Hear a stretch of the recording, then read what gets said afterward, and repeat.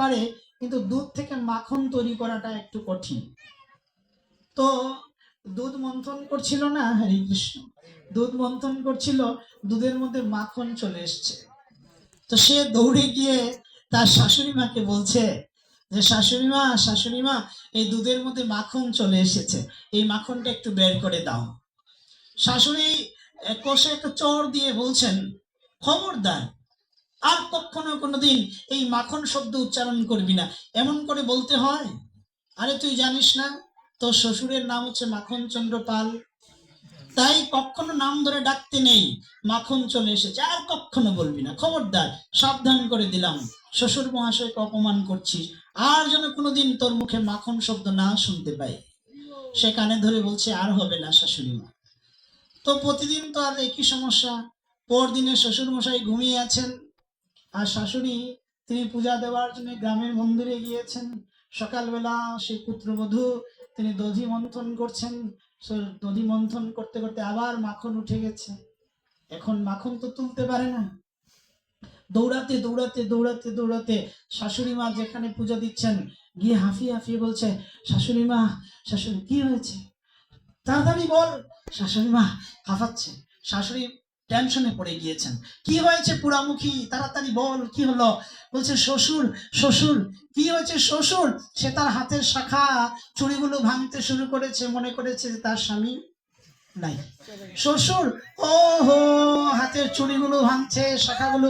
কি হয়েছে, তাড়াতাড়ি বল। শ্বশুর, না রে মা, ওই দুধ মন্থন করছিলাম না, তো দুধের মধ্যে শ্বশুর মশাই চলে এসেছেন। তুমি তাড়াতাড়ি আসো আর শ্বশুরকে এই মাখন থেকে, এই দুধ থেকে তুলে দাও।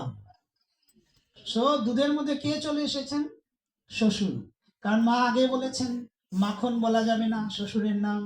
তো বলছে যে দুধের মধ্যে শ্বশুর চলে এসেছেন, তাড়াতাড়ি করে বের করে দাও। এই যে দুনিয়ার নামগুলো, একজন ব্যক্তির নাম ছিল কি যেমন, ঠনঠন পাল, ঠনঠন পাল।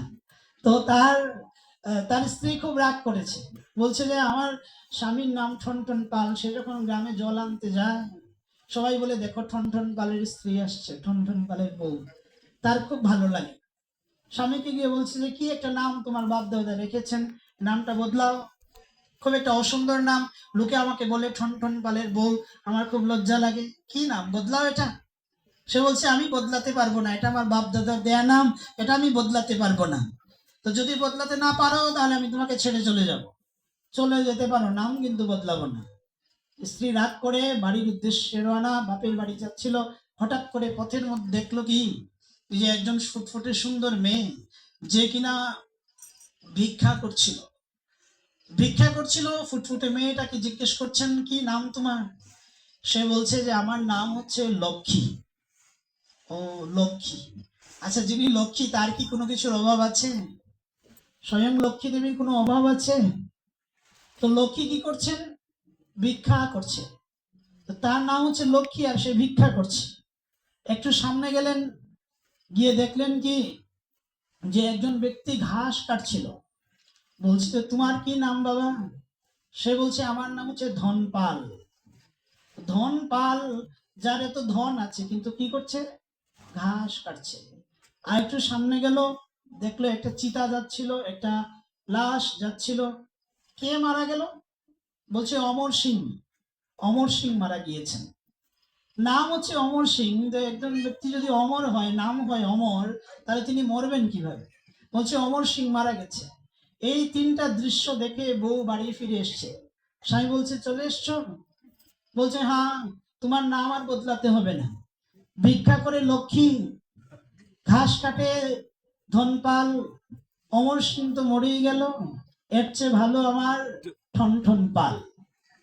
ঠনঠন পাল তুমি ভালো, যা আছে তোমার সেটাই, তোমাকে নিয়ে চলবে আমার। এই যে নামগুলো, ঠনঠন পালই হোক আর অমর সিংই হোক, এগুলো দুনিয়ার নাম। এগুলা স্থায়ী নয়, পার্মানেন্ট নয়, এগুলো টেম্পোরারি। এটা আমাদের মৃত্যুর সাথে সাথে এই নামগুলো মুছে যাবে। কিন্তু ভগবানের নামের সাথে ভগবানের কোনো পার্থক্য নাই। কৃষ্ণ কৃষ্ণ বললে কি হবে? কৃষ্ণ আপনার সামনে চলে আসবেন। রসগোল্লা বললে রসগোল্লা কখনো আসবে না, কারণ ওগুলো হচ্ছে জড় পদার্থ। তাই চৈতন্য মহাপ্রভু এই নামটুকু দিয়েছেন। বলছে যে এই কলিযুগের মানুষ না তারা সাধন করতে পারবে না ভোজন করতে পারবে। আচ্ছা, প্রতিদিন যদি আমরা 5 মিনিট করে দাঁত ব্রাশ করি, 5 মিনিট করে দাঁত ব্রাশ করি, আর আমরা যদি 60 বছর বাঁচি, তো 60 বছরের মধ্যে 1 বছর দাঁত ব্রাশ করতে করতেই চলে যায়। 1 বছর শুধু দাঁতই ব্রাশ করলাম। আর যদি আমরা 60 বছর বাঁচি, প্রতিদিন যদি আমরা 8 ঘন্টা করে ঘুমাই, তাহলে 60 বছরের মধ্যে 26টি বছর আপনার ঘুমের মধ্যে চলে যায়। কাজেই অল্প সময় আমাদের। কালকে রাত্রে যে ভাত খেয়েছিলাম, কালকে বাদ দেন, আজকে দুপুর বেলা যে আমরা খেয়েছিলাম, কি দিয়ে খেয়েছিলাম এটা মনে নাই, কি তরি তরকারি ছিল এটা মনে নাই, আজকে দুপুরের কথাই এখন মনে নাই। কলিযুগের মানুষের ব্রেন খুব কম, অল্প আয়ু, অল্প মেধা, অল্প বুদ্ধি। এই কারণে এই কলিযুগের মানুষ